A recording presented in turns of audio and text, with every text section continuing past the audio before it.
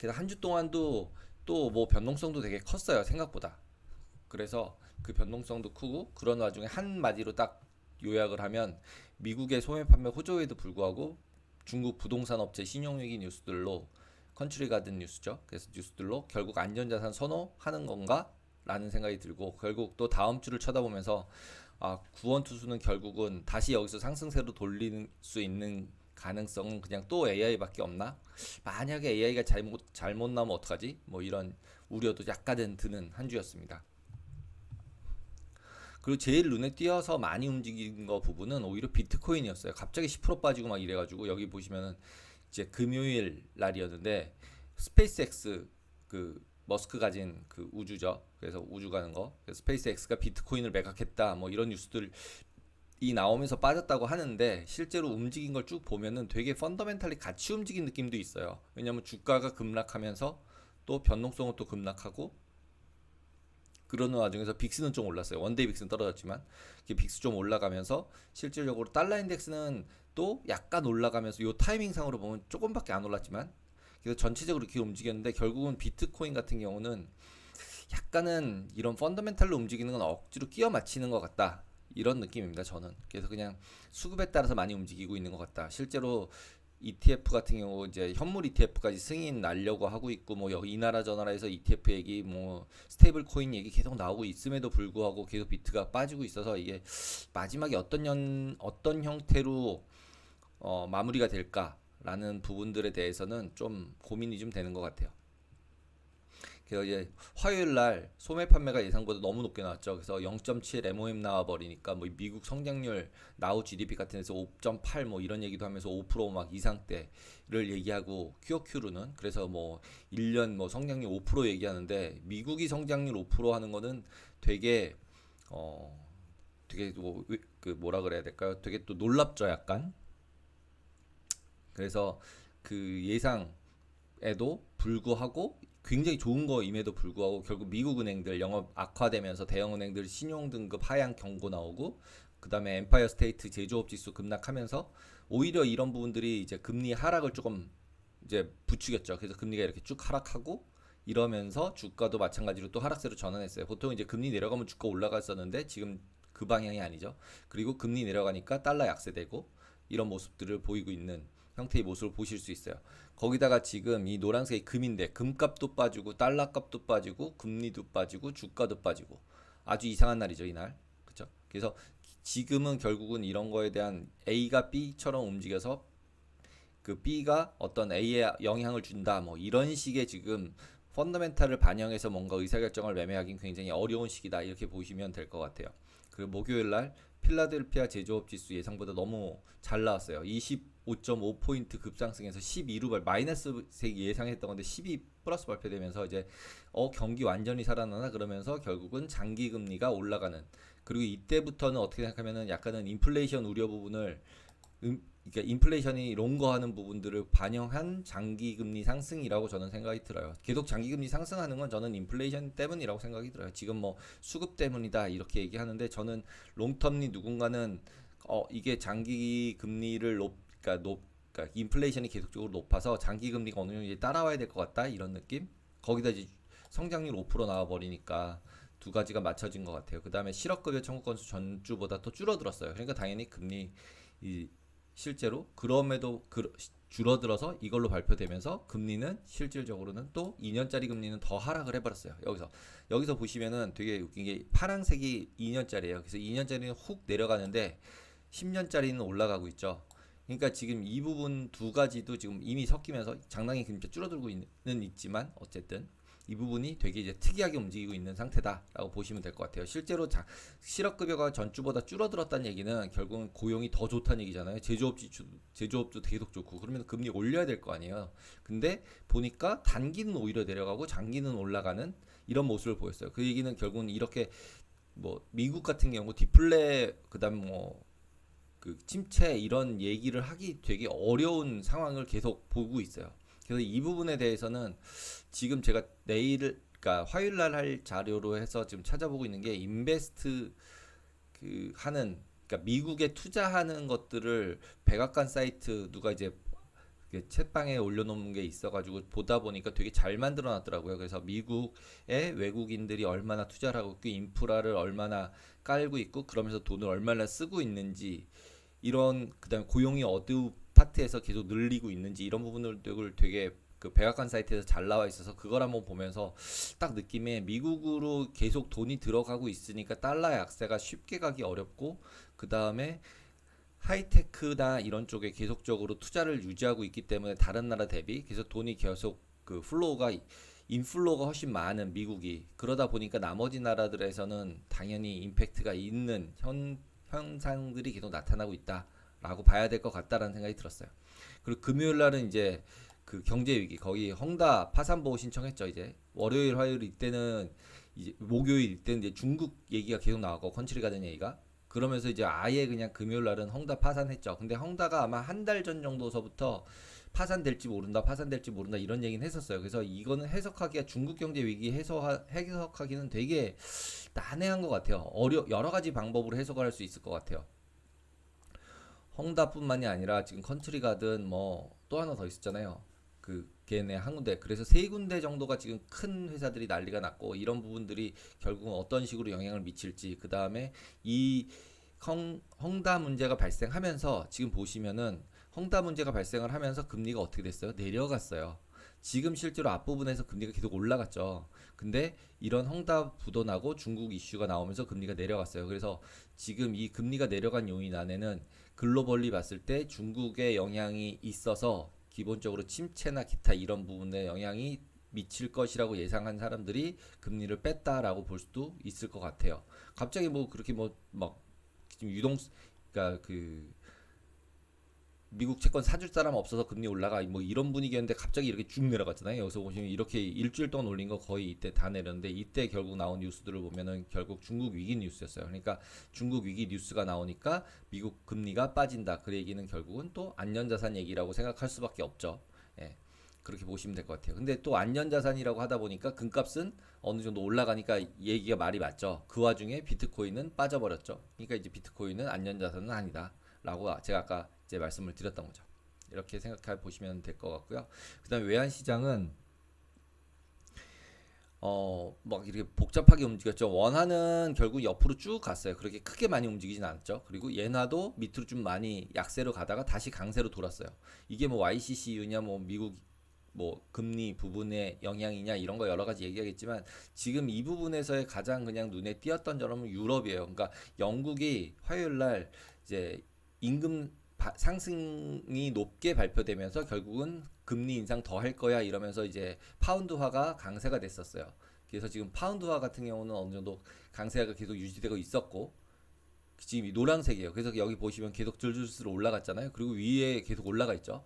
그래서 영국의 파운드화 같은 경우가 오히려 되게 최근 들어서 강세를 계속 보이고 있어요. 그리고 예나 같은 건 아예 나빴었는데 이제는 좀 올라왔고 그에 반해서 지금 호주 달러가 1.38% 마이너스로 내려왔는데 결국 약세는 호주 달러는 뭐에 연동되느냐면 결국은 커머디티 가격이 연동되다 보니까 결국은 커머디티 쪽 가격이 술술술 좀 내렸다라고 보시면 될 것 같아요. 그래서 뭐 밀 같은 경우는 약간 올랐는데 지금 그 가스 같은 경우 엄청 빠졌죠. 지금 7.65% 마이너스고 그다음에 유가 같은 경우 2.78% 마이너스예요. 그래서 실질적으로 커머디티 가격들은 좀 빠지고 있다라고 보시면 될 것 같아요. 그래서 화요일 날 앞에서랑 마찬가지로 중국 지표들이 너무 나쁘게 나왔어요. 산업 생산, 소매 판매, 실업률 그중에서 청년 실업은 발표 안 하기로 했고 그래서 이런 것들이 전부 다 모여가지고 모두 다 나쁘게 발표되면서 중국 성장률 하향될 것 같다라고 얘기를 하고 그러면서 이제 중국 성장 나빠지니까 구리 가격들, 상품 가격들 빠지고 그러면서 위안화 약세되고 지금 보시면은 커머디티 가격들 완전히 다 내려갔죠. 여기 쭉 내려가면서 여기 부분에서 그래서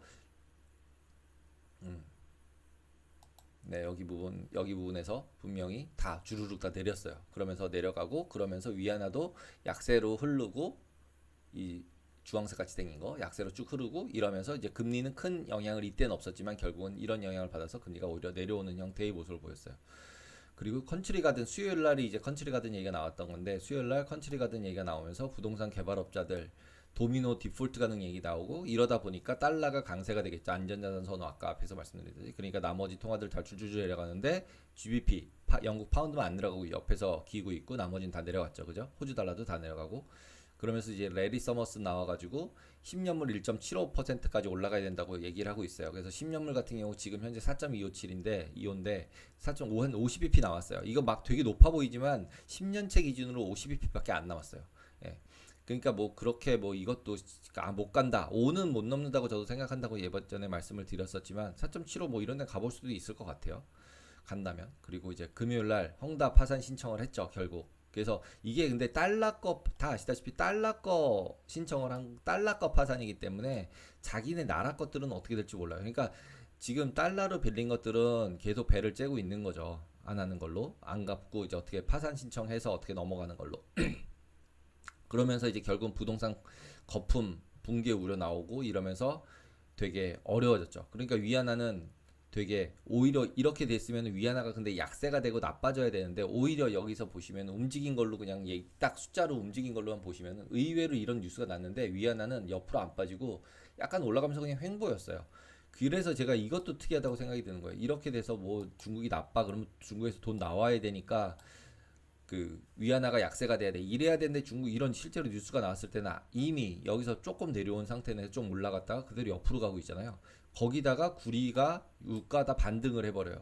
이건 뭐냐는 거죠 지금 이거. 그러면은 이 헝다 파산 뉴스가 바이더 루머 셀드 팩트에서 악재로 반영되고 있다가 이제 파산 시점 끝났으니까 끝난 건가 보다 이러면서 다시 이제 그 포지션 정리한 건가 뭐 이런 생각도 들고 그래서 중국의 이 헝다 부분이랑 그 다음에 컨츄리 가든이랑 이런 부분들은 한 번 정도는 리뷰를 해보면 좋을 것 같아서 그 부분이랑 그 다음에 미국에 투자하는 두 개 부분 어차피 미중만 보는 게 지금은 뭐 핵심이니까 미중을 주로 보는 형태로 봤을 때 그 두 가지 정도 뉴스를 가지고 하나의 컨텐츠를 더 만들어 볼까 생각 중이에요. 왜냐하면 이제 그 두 가지를 잘 생각해 보고 뭔가 투자 의사결정을 해야 될 것 같다. 왜냐하면 지금 어느 정도 이제 조정을 좀 받았잖아요. 그래도 연간으로 보면은 올랐던 거 이제 다 없앴잖아요. 예. 이런 것도 없앴고 여기도 연간으로 보면 나스닥은 34% 아직도 플러스 많지만 뭐 이 4, 5%, 5%대로 이제 다우다 러셀은 이제 내려왔고 많이 이제 낮은 상태죠. 그래서 아직도 월간으로 6% 빠졌어도 아직도 연간으로 34%예요 나스닥은. 그러니까 지금 이거 AI는 뭐 확실한 거죠. 지금 현재 상태로 보면 주가로 보면은. 그래서 이 지금 현재로 보면은 어느 정도는 달러 같은 경우는 그러니까 강세로 많이 간 거 이만큼이 다 강세죠 지금. 유로 선물은 또 반대고 그러니까 이건 이제 막 섞여서 돼가고 있는데 실제로 위안화 같은 경우 5% 정도면은 통화 같은 경우 5%면은 그래도 많이 된 거예요. 위안화는 그리고 이제 약간은 나라가 좀 좌지우지 하잖아요. 예. 그럼에도 불구하고 이 정도면은 5에서 10% 정도 위안화 약세됐으면은 그렇게 나쁘진 않은 거 아닌가 뭐 이런 생각도 들면서 중국이랑 미국이랑 뭔가 효부를 보지 않으면 둘이 협의를 잘하지 않으면 저는 계속 말씀드리지만 그렇게 인플레이션이 잡힐 가능성은 저는 별로 없어 보여서 예, 그쪽으로는 계속 생각을 똑같이 하고 있습니다. 그리고 이제 종목으로 보면은 눈에 띄는 거 딱 엔비디아 하나죠. 혼자 시스코랑 두 개인데 이거 두 개. 그리고 나머지는 뭐 다 시뻘겋잖아요. 그렇다 그래서 많이 빠진 거는 테슬라 하나밖에 없어요. 테슬라는 뭐 가격이 인하되고 결국은 전기차들도 이제 그 치킨 게임 들어간 거 아니냐라는 얘기가 나오고 있는 거고 결국 엔비디아는 인공지능 때문에 결국은 지금 이제 공급이 부족한 거죠. 그러니까 가격을 높게 받을 수 있으니까 이번 주에 실적 나오니까 그거 관련해서 선취매를 하지 않았나? 그러면 선취매라면은 실제로 실적 나올 때 기대 이하가 나오거나 뭔가 코멘트가 바뀜에 따라서 이제 하락할 수도 있는 건데 실질적으로는 지금은 엔비디아가 하락할 거라고 보는 사람은 아무도 없어 보여요. 근데 뭐 이제 선취매다. 그다음에 감마 스퀴즈라는 단어가 나오기 시작을 했고요. 그래서 지금 여기서 보시면은 오로지 AI인가 이거 두 가지. 그다음에 가격이나 등 테슬라들은 여러 가지 이제 뉴스들 나오면서 빠진 거라고 보시면 될 것 같아요. 그래서 지난주 이제 마켓 드라이버였던 이코노믹 인디케이터들은 쭉 여기서 보시면은 이제 지금 보시면은 중국 같은 경우 이게 다 나쁘게 나온 거예요. 이제 화요일 날 리테일 세일즈 4.5 예상했는데 2.5. 그다음에 4.4 컨센서스였는데 3.7. 그다음에 실업률도 5.2에서 5.3 늘어나고 그다음에 여기서 이제 청년 실업률은 아예 발표도 안 한다 그래 버리고 그다음에 직접 투자 같은 경우도 3.4 3.4 그대로고 컨센은 3.8이었어요. 그랬는데 3.4 나와 버렸고 그러니까 이제 지난번에는 3.8이었고 그러니까 3.8에 3.4로 줄었죠. 이 와중에 리테일 세일즈는 0.4 예상했는데 0.7 MOM인데 엄청 좋은 거죠. 그러니까 미국만 좋고 중국은 나쁘고 이게 그냥 눈으로 다 같이 이제 나온 날이 돼버린 거죠. 그 와중에 홈디포도 실적 잘 나왔고요. 시스코, 타깃, JD 다 잘 나왔어요. 그리고 실제로 이런 페드 멤버들 나와가지고는 계속 매파적 발언 계속 하고 있고 그런 상황이다라고 보시면 될 것 같고, 그 다음에 빌딩 퍼밋 이런 것들도 생각보다는 뭐 그냥 그렇게 시장에 임팩트를 주지는 않은 상태라고 보시면 될 것 같아요. 월마트도 실질적으로는 계속적으로 하향 형태를 코멘트를 하진 않았지만 뭐 좋아진다고 얘기하진 않았지만 어쨌든 실적은 다 맞추면서 가고 있어요. 그리고 FOMC 마이니드 그러니까 회의록에서도 계속 매파적인 얘기들을 계속하고 있고 이렇게 보시면 될 것 같습니다. 그래서 결국 뭐 한 주 쭉 해서 리뷰해 보면 중국 데이터 너무 나빴고 거기다가 헝다 부도나고 컨트리 가든 이제 또 부도날 것 같은 느낌으로 돌아가고 있고, 그래서 중국 굉장히 나쁜 부분이 전 세계 경기에 영향을 미쳐서 커머디티 가격들 안 좋고 있고, 그 와중에 미국은 계속 좋고, 그 다음에 회의록에서는 고금리 계속 하자고 하고, 소매 기업들은 가이던스는 약간 떨어질 거라고 예상한다는 얘기들은 했지만 자기네들은 실적은 다 맞추고 있고, 뭐 이게 딱 한 주 보이는 한 주 동안의 뉴스라고 생각이 들어요. 그러면 가서 다시 앞으로 가서 보면은 한 주 동안에 계속 결국 보면은 2% 정도 다 마이너스였어요. 그죠? 그리고 전반적으로는 다 이제 하락세였어요. 그 와중에 달러는 계속 강세였고 금리는 오르락 내리락 하면서 장단기 김차 약간 줄인 상태, 이런 정도다라고 보시면 될 것 같습니다. 그 이번 주 같은 경우는 엔비디아 실적, 그 다음에 잭슨홀 두 개가 제일 이제 핵심적인 이벤트겠죠. 그리고 이제 여기서 결국 가이던스 상향 부분 추세 전환을 못하면 결국은, 그러니까 AI가 결국은 이제 또 핵심인 거죠. 실적 호조로 나오고 가이던스 상향 뭐 이런 얘기를 계속 해가지고 추세 하락하고 있는 거를 뒤집어주면 이제 바닥 찍고 올라가면서 다시 나스닥 위주로 해서 빅테크 AI 다시 얘기 나오면서 올리겠죠. 그렇게 되지 못하면 기존에 있는 추세 부분들, 상향으로 올라가고 있던 추세 회선 가능성이 점점 높아질 수도 있겠다라는 생각이 들어요. 그래서 지금 약간 이제 매도 쪽으로 해서 이제 그 끝까지 버텼던 분들이 매도하면서 이제 타이밍 좋게 매도하는 사람들은 지난주 정도에 매도를 한 것 같고, 타이밍이 좀 나빴을 경우에는 그 전서부터 계속 이거는 빠질 수밖에 없어 그러고 매도하는 분들 계속 있었던 것 같아요. 그래서 그런 부분들이 조금씩 적용이 되고 있는데, 여기서 계속적으로 하락할 거라고 베팅을 물론 볼 수도 있지만 기본적으로 이런 인터넷들 AI들이 자꾸 튀면 문제가 되니까, 튀면 나스닥은 계속 강세로 가고 안 빠질 수도 있잖아요. 물론 뭐 AI가 계속적으로 이거 고평가라고 하면은 얘기는 다르겠죠. 그래서 그런 부분을 가지고 이제 숏배팅도 해야 되는 상태라고 보입니다. 그럼 이제 페드 와치를 한번 볼게요. 잠깐만요. 먼저 한번